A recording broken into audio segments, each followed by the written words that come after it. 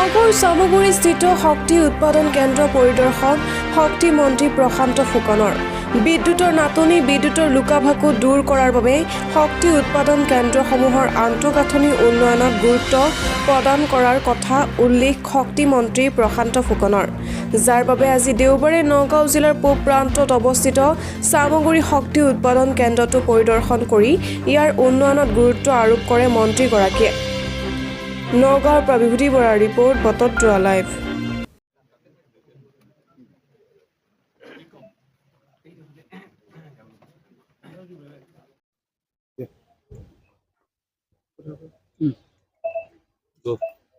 আজি সামগ্ৰীত উপস্থিত হ'ল কিহৰ বাবে উপস্থিত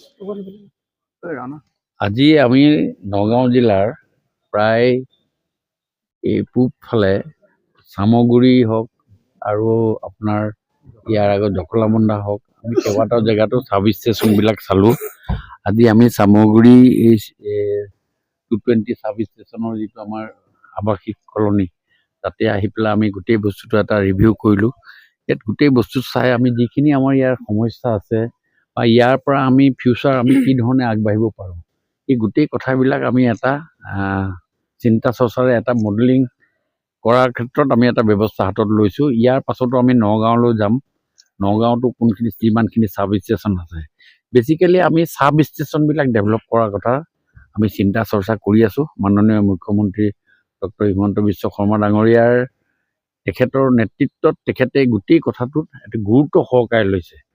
কাৰণ আমি আগতো আপোনালোকৰ আগত কৈছোঁ যে আজিৰ ডেটত আমাৰ পাৱাৰৰ ওপৰত বিদ্যুতৰ ওপৰত প্ৰাসংগিকতা আছে যে ৰুটি কাপোৰা মকান আৰু বিদ্যুৎ এই চাৰিটা বস্তু আজিৰ ডেটত এটাতকৈ এচেঞ্চিয়েল কমডিটিৰ ভিতৰত পৰে। আৰু সেই গোটেই কথাটোক আমি এটা বুনিয়াদটো যদি গঠন কৰিবলৈ হয় তেতিয়াহ'লে বিভিন্ন জেগাত আমি ভ্ৰমণ কৰি ইয়াৰ ইনফ্ৰাষ্ট্ৰাকচাৰখিনি ডেভেলপ কৰাৰ ব্যৱস্থা কৰিব লাগিব। ইয়াতো আমি চাইছোঁ আমাৰ কোৱাৰ্টাৰবিলাকো আমি কৰিব লাগে। বহুত কোৱাৰ্টাৰ আছে, কোৱাৰ্টাৰবিলাক আমি ৰিপেয়াৰ কৰিব লাগে, নতুনকৈ বনাব লাগে।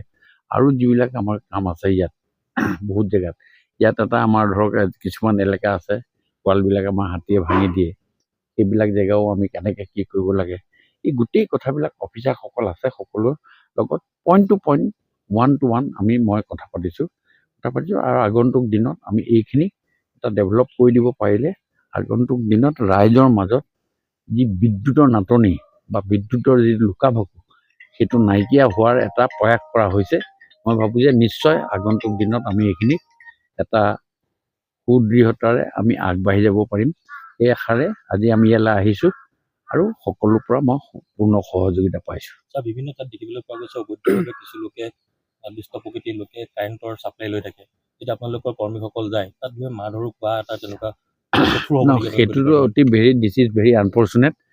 আৰু এতিয়া আমি এই গোটেই কথাবিলাকৰ কাৰণে আমি ৰিমডেলিং কৰাৰ কথা চিন্তা কৰিছোঁ। গোটেই কথাবিলাক এইটো বহুত কষ্ট এফেক্টিভ। আমি AB কেবুল যিবিলাক কয় AB কেবুলৰ দ্বাৰা যদি আমি কানেক্টিভিটি কৰাব পাৰোঁ বা MVCC যদি জৰিয়তে আমি যদি কৰাব পাৰোঁ তেতিয়া আমাৰ এই লোড শ্বেডিং বা কাৰেণ্টৰ যি অসুবিধা সেই অসুবিধাবিলাক আমাৰ বহুত দূৰ হ'ব। কিন্তু এইটো কষ্ট এফেক্টিভ। আমি সেই কথাবিলাক তৰপে বিভিন্ন বিষয়াৰ লগত কথা পাতি আছোঁ। আজিও মই GM ডাঙৰীয়াৰ লগত আমি এইখিনি কথাই পাতিছোঁ। ডাঙৰ যেতিয়া আমি MVCC এডাল কণ্ডাক্টৰ লগাওঁ মানে তাঁৰ লগাওঁ সেই তাঁৰডালৰ ওপৰত যদি সৰু গছ এজোপা পৰে নিচিঙে, কিন্তু নহ'লে এই নেকেট তাঁৰডালৰ ওপৰত যদি সৰু গছৰ ডাল এটাও পৰে ছিঙি যায়। এই বস্তুবিলাকৰ কাৰণে কি তাঁৰডাল ছিঙি যোৱাৰ লগে লগে এটা অঞ্চলত অন্ধকাৰ হৈ যায় আৰু অন্ধকাৰ হৈ গ'লে ৰাইজে বেয়া পায়। আমি সেই কথাবিলাকো একদম পুংখানুপুংখক্ৰমে আমি চিন্তা চৰ্চা কৰিছোঁ আৰু মাননীয় মুখ্যমন্ত্ৰী মহোদয়ে কৈছে যে আপুনি খুব দৃঢ়তাৰে কামত আগবাঢ়ক আৰু আমি সেইখিনি কৰিব পাৰিলে কিছু সময় লাগিব। আমাৰ এইখিনি যদি আমি AB কেবুল বা MVCC যদি আমি কৰিব পাৰোঁ তেতিয়াহ'লে নিশ্চয় আপুনি যি কথাটো আছে হুকিং কৰি যি কাৰেণ্ট যদি চুৰ কৰা যিটো ব্যৱস্থা সেইটো ব্যৱস্থাও দূৰ হ'ব আৰু যিটো আমাৰ ট্ৰেন্সমিশ্যন লছ বুলি কয় কাৰেণ্টটো গৈ থাকোঁতে যিটো আমাৰ লোকচান হয় সেইটো লোকচানৰ পৰা আমি পৰিত্ৰাণ পাম বুলি আশা কৰিছোঁ। যিসমূহ ষ্ট্ৰীট লাইট আছে সেই লাইটসমূহ কিন্তু কিছু ঠাইত কিন্তু গাড়ীয়ে আচলতে ভাঙি পেলালে, কিন্তু এতিয়া কিছু ঠাইত জ্বলিছে কিন্তু এতিয়াও কিন্তু কিছু লাইট কিন্তু নুমাই আছে। মানে কিছুমান লাইট আপোনাৰ পঞ্চায়তৰ ফালৰ পৰা যোৱা যায়। APDCL ফালৰ পৰা বা AEGCL ফালৰ পৰা ষ্ট্ৰীট লাইটৰ ব্যৱস্থা কৰাৰ কোনো ব্যৱস্থা নাই। কিন্তু কোনোবাই ধৰক আপোনাৰ লাইট এটা আছিলে ইয়াতে কম্পাউণ্ডৰ ভিতৰতে লাইট কেইটামান লগাব লাগে, সেইটো লোকেলি এৰেঞ্জমেণ্ট কৰি পেলাই লগাইছে, এইটো বেলেগ কথা।